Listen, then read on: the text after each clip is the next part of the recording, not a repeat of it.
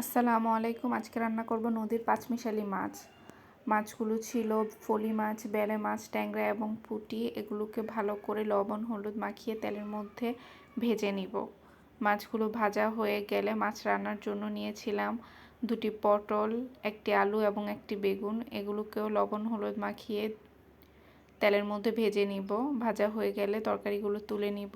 তারপর একটি কড়াইতে দিয়ে দিব তেল, পেঁয়াজ কুচি এবং কাঁচামরিচ কুচি। এগুলোকে কিছুক্ষণ ভেজে নিয়ে দিয়ে দিব স্বাদমতো লবণ। তারপর দিয়ে দিব 1 চা চামচ রসুন বাটা, 1 চা চামচ হলুদ গুঁড়ো, 1.5 চা চামচ মরিচ গুঁড়ো। একটু পানি দিয়ে মশলাগুলোকে ভালো করে নেড়ে চেড়ে কষিয়ে নিব। মশলাগুলো কষানো হয়ে গেলে আগে থেকে ভেজে রাখা সবজিগুলো দিয়ে দিব। ভালো করে নেড়ে চেড়ে মশলার সাথে সবজিগুলোকে মিশিয়ে ঢাকনা দিয়ে ঢেকে দিব ভালোভাবে কষানোর জন্য।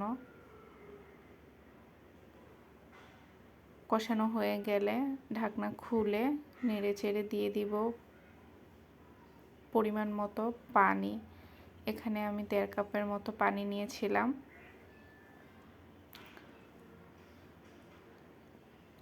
পানিটা ফুটে উঠলে দিয়ে দিব আগে থেকে ভেজে রাখা মাছগুলো। এইভাবে 25-30 মিনিটের মতো রান্না করে নিব।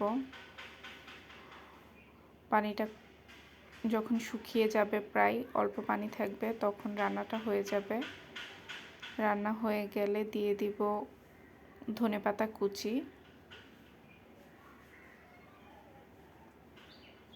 এই তো রান্না হয়ে গেল সবজি দিয়ে পাঁচমিশালি নদীর মাছ।